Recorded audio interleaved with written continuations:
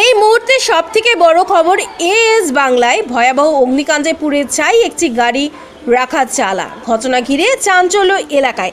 ঘটনাটি ঘটেছে মুর্শিদাবাদের ইসলামপুর থানার নিকট। যদিও কিভাবে আগুন লাগলো তা এখনো পর্যন্ত স্পষ্ট নয়।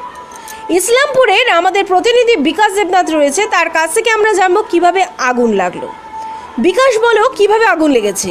আজকে মুর্শিদাবাদ ইসলামপুর থানার অন্তর্গত ইসলামপুর পঞ্চায়েতের পাশে একটি ব্যারিকেডের দোকানে গাড়ি থাকতো প্রত্যেক দিনকার মতো।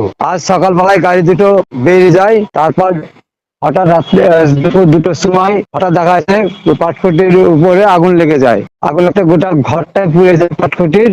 তার পাশে ছিল আপনার স্টেট ব্যাংক ছিল, স্টেট ব্যাংকের ওখানকার থেকে আগুন নেভানোর জন্য ব্যবস্থা করে।